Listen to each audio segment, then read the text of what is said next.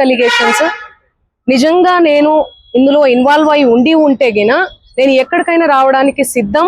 నేను ఎక్కడ ఏ పోలీస్ గడపలైనా ఏ ఏమంటారు కోర్టు గడపైనా తొక్కడానికి సిద్ధం. నేను ఇందులో నన్ను ఇన్వాల్వ్ అయినావు అని చెప్పి తేలిస్తే నేను ఏమన్నా చేయడానికి సిద్ధం. ఇన్వాల్వ్ కాలేదని తేలిస్తే మీరు ఏం చేస్తారు? మీడియా మిత్రులు అందరూ కూడా, నేను మీడియా ఫ్యామిలీ నుంచి వచ్చాను, మీరందరూ ఏం చేస్తారు? నాకు మాట ఇవ్వాలి. ఆయన ఇవన్నీ తప్పుడు ఎలిగేషన్స్ వేస్తున్నాడు. ఒక బంజారా గిరిజన ఆడబిడ్డ మీద కష్టపడి 14 ఏళ్ల నుంచి ఒక్కొక్క మెట్టు ఎదిగి పోయినటువంటి ఆడబిడ్డ మీద ఆయన ఈ ఫేమస్ కోసం కేవలం బిగ్ బాస్ కి వెళ్ళాలి, శ్రీముఖి అంటే క్రష్, ఫేమ్ అవ్వాలి. ఆయన ఒక భరతనాట్యం డాన్సర్. సో ఆ డాన్స్ అవన్నీ నేర్చుకొని ఉన్నాడు కాబట్టి ఆయనకి సినిమా పిచ్చి ఎక్కువ, సినిమాల మీద మక్కువ ఎక్కువ. దానివల్ల నా పేరు వాడుకొని ఆయన ఫేమ్ అవ్వాలని చెప్పి ప్రతి ఒక్క మీడియా గడప తొక్కి ప్రతి ఒక్కరికి అడిగి ఇంటర్వ్యూ తీసుకోండి అని చెప్పి లేనిపోని అలిగేషన్స్ అన్ని కూడా నా మీద వేస్తున్నాడు. నిజంగా ఆ బాధితుల్ని చూస్తుంటే నాకే చాలా చాలా బాధ అనిపిస్తుంది. నాకేం సంబంధం ఉంది? ఈ చేతి నిండా పనులే ప్రజల ఆశీర్వాదాలతో, మీ అందరి ఆశీర్వాదాలతో ఈ రోజు మీడియా లేకపోతే నేను లేను. ఇండిపెండెంట్ గా ఎదిగిన దాన్ని, నేను మీ చేతులల్లో ఎదిగిన దాన్ని, మీ చేతులల్లో పెరిగిన దాన్ని నేను ఎందుకు చేస్తాను? నేను అక్కడి నుంచే కదా వచ్చాను. ఎక్కడి నుంచి అయితే వచ్చానో వాళ్ళ పొట్ట నేను కొడతానా? నిజంగా నేను బాధితుల తరపున గట్టిగా నిలబడుతున్నాను. ఎవరైతే నా పేరు యూజ్ చేసి చీట్ చేసి ఎవరైతే వాళ్ళ దగ్గర నుంచి డబ్బులు తీసుకున్నారో వాళ్ళని కంపల్సరీ కఠినంగా శిక్షించాలని నేను పోలీస్ శాఖను గాని కోరుతున్నాను. సో మిగతా వివరాలన్నీ కూడా మా లాయర్ గారు మాట్లాడతారు. సుబ్బు గారి మీద ఇచ్చాం. సుబ్బు సిగపోగు పూర్తి నేమ్ ఆయన పేరు. చూడండి, ఆయన పేరు మీద నేను కంప్లైంట్ ఇవ్వడానికి వచ్చాను. ఎక్స్టార్షన్ కంప్లైంట్ ఇచ్చాను ఆల్రెడీ. మేము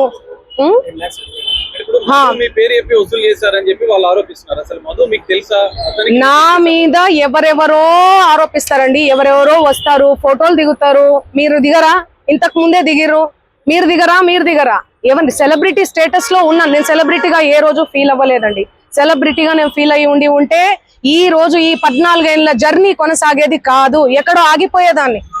ఎప్పుడైనా కూడా నేను ఎవరి ఇంట్లో పడితే వాళ్ళ ఇంట్లో పోయి అన్నం తినేస్తా. సొంత చెల్లెలాగా, సొంత అన్నలాగా. అన్న చెల్లి తప్ప, అన్న తమ్ముడు తప్ప వేరే సంబోధన కూడా ఉండదు నా నోట్లకెళ్ళి.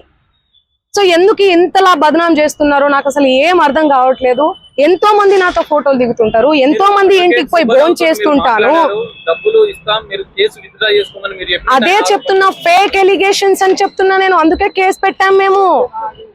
ఎలా ఇస్తా? ఆయన రివర్స్ అంటున్నాడు. ఆయనే డబ్బులు ఇస్తే నేను నీ పేరు దేను ఇండ్లకెళ్ళి నన్ను డిమాండ్ చేశాడు. మీరు ఇండ్ల పేరు ఉండకూడదు మీది అంటే మీరు పైసలు ఇవ్వాలి నాకు. ఆయన పైసలు ఇవ్వాలనే కదా ఇదంతా చేస్తున్నాడు. మీకు అర్థం కావట్లేదా? అందుకే మేము డిఫమేషన్ కేసు పెట్టినాం. ఎందుకు సంబంధిస్తారండి? ఎవరెవరో వస్తారు, ఆమె మాకు తెలుసు, ఇదిగో నేను ఫోన్ చేస్తాను, ఇదిగో మాట్లాడు, ఇదిగో నా కోసం పాట పాడింది, నా కోసం ఇదిగో ఇంటికి వచ్చింది, అన్నం తిన్నది. అభిమానులు ఎంతో మంది ప్రోగ్రామ్కి వెళ్తున్న క్రమంలో ప్రోగ్రామ్ చేసుకున్న తర్వాత మీరు చూపించే దాన్ని బట్టి ప్రజలందరూ కూడా మిస్లీడ్ అవుతుంది. ప్రజలందరూ ఏమనుకుంటారు? అరే ఏంది అసలు ఏంది మంగ్లీ అని చెప్పి అనుకోరా? నమ్మరా వాళ్ళు? డౌట్ వస్తుంది కదా. ఎంత ప్రేమించే నన్ను, ఎంత ప్రేమించే నా పాటలను హేట్ చేస్తున్నారు. అది దేనివల్ల? మీడియా వల్లనే కదా. మన media, social media, main stream media వల్లనే కదా. దయచేసి చెప్తున్నా, నేను రిక్వెస్ట్ చేస్తున్నా మీ అందరికీ. నేను అసలు ఈ ఒక్క మాట కూడా అనట్లేదు మీడియాని. మీడియా లేకపోతే అసలు నేను లేను. సోషల్ మీడియా లేకపోతే నేను మళ్ళీ చెప్తున్నా, నేను లేను. ఏదన్నా తెలిసి తెలియక తప్పు మాట్లాడితే నన్ను క్షమించండి. మీరు లేకపోతే నేను లేను. నా అన్నదమ్ములు లాంటి వాళ్ళు మీరందరూ కూడా ఓకే. ప్లీజ్ నా ఫోటో దయచేసి వాడకండి. దీనికి నాకు సంబంధం లేదు. ఎందుకు నా ఫోటో వాడుతున్నారు? ఇక్కడ మెయిన్ ఎవరు? మధు నాయక్, హేమకాంత్ రెడ్డి, ఈ సుబ్బారావు అనే వ్యక్తి అడ్వకేటు. వీళ్ళు ఆ మధు నాయక్, హేమకాంత్ రెడ్డి ఎవరి దగ్గర నుంచి కలెక్ట్ చేసిండు పైసలు? బాధితుల నుంచి. బాధితులకు నేను అండగా ఉంటా. ఏమైందో ఇది, బాధితులకు న్యాయం జరగాలని ఈ కేసు ఏమైనా ఇట్లా అవుతుందేమో ఏమో తెలియదు, భగవంతుడికి తెలుసు ఎరుక. కానీ నేను వాళ్ళకు తప్పకుండా అండగుంటా, వాళ్ళకు న్యాయం జరగాలి. ఈ మధు నాయక్ని, హేమకాంత్ రెడ్డి గారిని, నా మీద బ్యాడ్గా దుష్ప్రచారం చేసిన అన్ని సోషల్ మీడియా ఛానల్స్ అన్నీ కూడా తిరిగి దుష్ప్రచారం చేసినటువంటి ఆ సుబ్బారావు గారికి కూడా చేతులెత్తి దండం పెడుతున్నా. వాళ్ళని కఠినంగా శిక్షించాలి అని చెప్పి పోలీస్ శాఖను నేను కోరుతున్నా. ఇన్వెస్టిగేషన్ చేయాలి, ఫెయిర్ ఇన్వెస్టిగేషన్ చేయాలి. నేను ఇంతకంటే ఏమి చెప్పదలుచుకోలేదు. నిజానిజాలు ఆల్రెడీ మీకు తెలిసింది.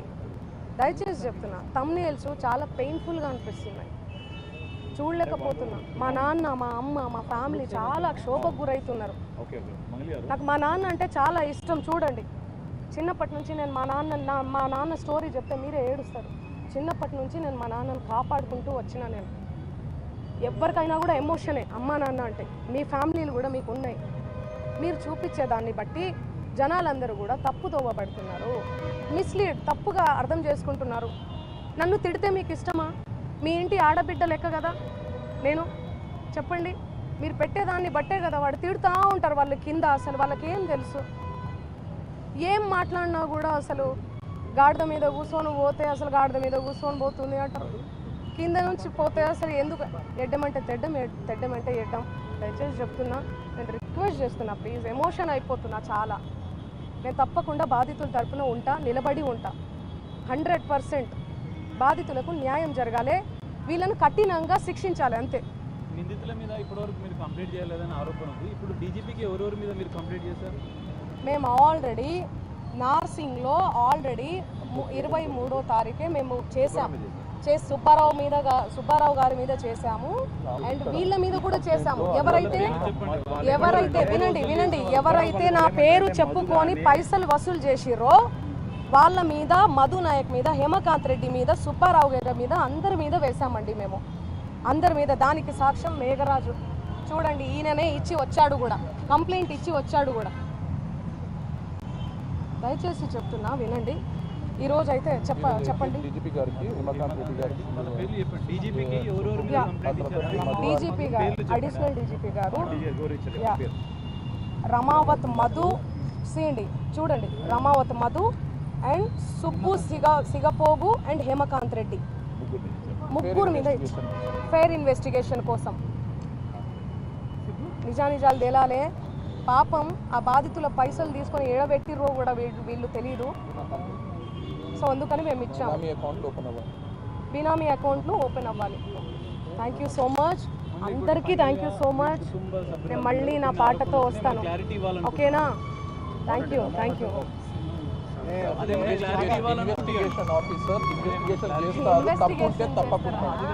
ఇన్వెస్టిగేషన్ పోలీస్ శాఖ ఉంది. Sorry investigation